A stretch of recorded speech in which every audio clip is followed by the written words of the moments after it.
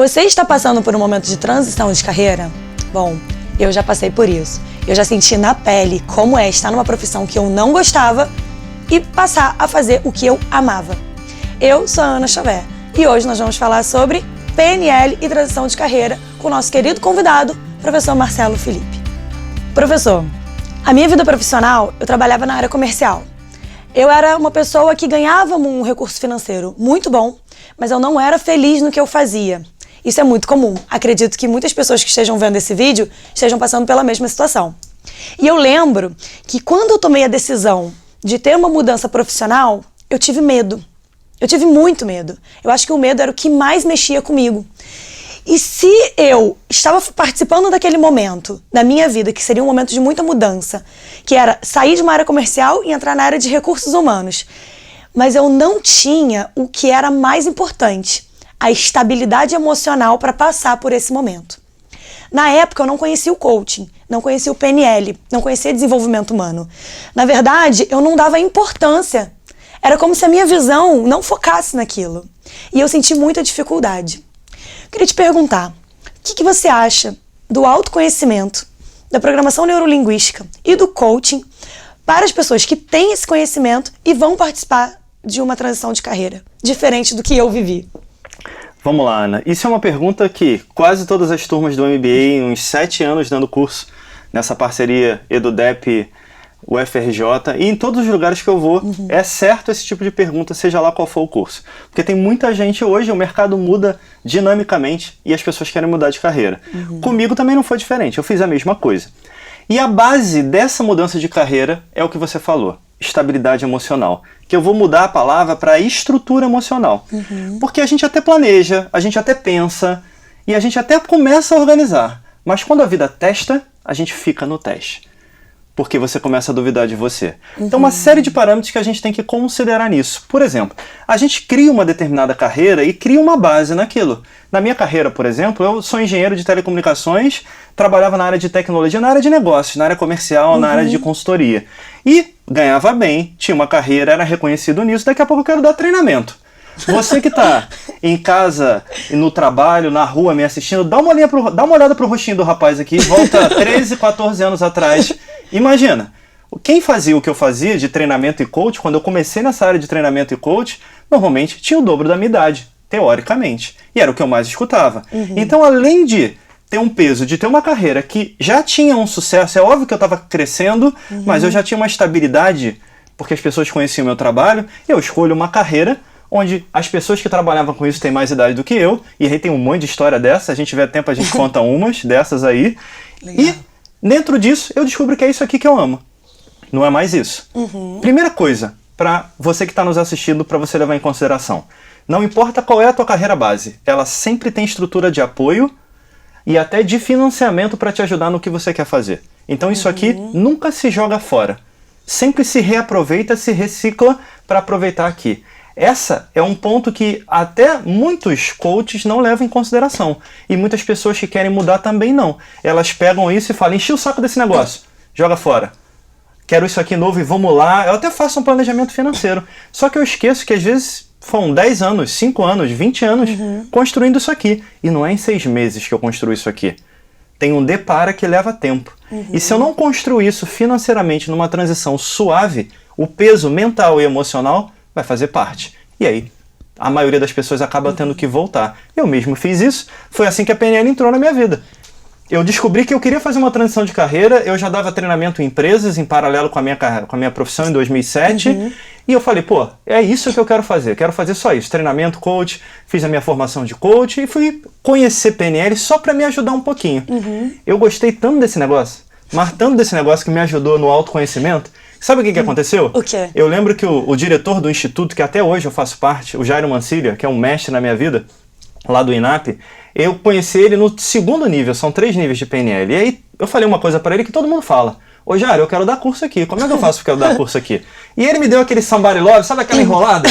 Aquela, não, vamos ver e tudo. Aí eu passei pro 3º nível. E aí eu chamei e falei, Jairo, vem cá, tô no 3º nível, como é que eu faço para dar aula? Eu brinco que tinha eu e outro chatinho naquele negócio, e aí a gente conseguiu, ele botou o diretor na época do instituto, a fonoaudióloga, a gente fez uma apresentação. E a gente fez a apresentação e passei. E aí, quando é que eu começo a dar aula agora, cara? Um dia eu estou passando no instituto e um professor tem várias unidades, a gente dá um monte de formação de PNL pelo Brasil, afora, já fui para Portugal. Que legal. E aí nisso só, um professor teve um problema em cima da hora. Eu estava sempre estudando aquilo. E eu estava passando no instituto e falei, eu vou lá e dou essa aula. Não, mas você está começando, tu ainda está terminando, mas eu vou lá, tu não tem ninguém para botar. Aí nessa conversa ele falou, tudo bem, vai lá, tem uma avaliação. Eu fui. E aí eu vi, como é que foi a avaliação? Foi boa? Quando é que eu dou aula de novo? E eu tô contando isso pra quê? Porque eu só fui lá pro autoconhecimento. E no autoconhecimento você vai descobrindo que aquilo que é a tua transição de carreira tem novas vertentes. E a PNL virou uma vertente que eu não esperava. Hoje eu viajo o Brasil inteiro, hoje não, há mais de 10 anos, o Brasil inteiro, dando formação de PNL em vários lugares, dos vários níveis da formação de PNL. Eu já fui para Portugal algumas vezes da formação de PNL, Legal. de coaching, e tudo isso foi uma porta aberta com esse momento da PNL. O que eu quero dizer com isso para você? O autoconhecimento te ajuda a ter percepções de coisas que você não tem. Como eu digo até no meu primeiro livro, Transformando Pessoas, nosso papel é dizer o que nós queremos, mas a gente tem que estar conectado com a vida, porque a vida sabe qual é o melhor como para aquilo que a gente quer. E a PNL virou isso na minha vida. Uma ferramenta ainda mais potente de autoconhecimento, que eu já estudava muito, e também o autoconhecimento na PNL virou uma ferramenta de trabalho de transição.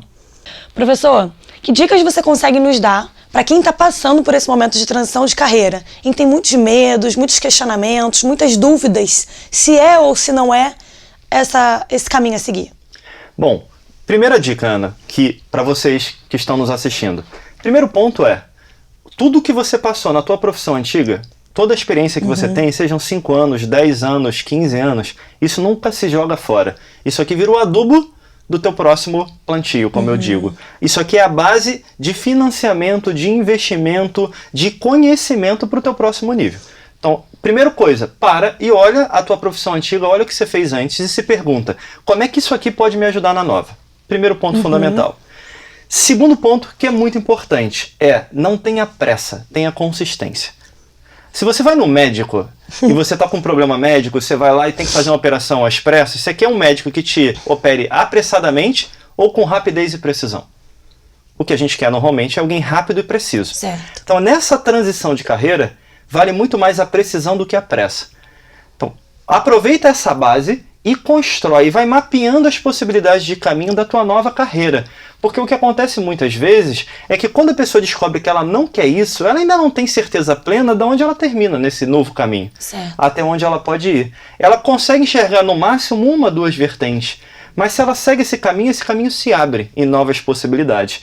E esse é o ponto fundamental para você. Dá oportunidade para esse caminho se abrir. Vai aprendendo em cada ponto. Vai pegando cada uma das lições que você tem naquele momento disponível. Porque é isso que vai fazer a diferença. É você ter a consistência e ter o hábito diário de trazer a tua lição e ver o que eu aprendi hoje para usar amanhã. Perfeito. Terceira dica que é importante nisso tudo. Muita calma no coração. Como eu brinco quando eu tô dando Muita calma curso, nessa hora. Muita calma. Eu brinco, acalma o coração. É uma frase que normalmente as pessoas que estão comigo até repetem brincando. Acalma o coração. Se conecta com você. Olha para você e vê se o novo caminho é o que você quer. Porque isso depende do teu perfil. Na minha vida, por exemplo, só como fator de exemplo. Eu quero ser coach? Quero. Eu quero trabalhar com PNL? Quero.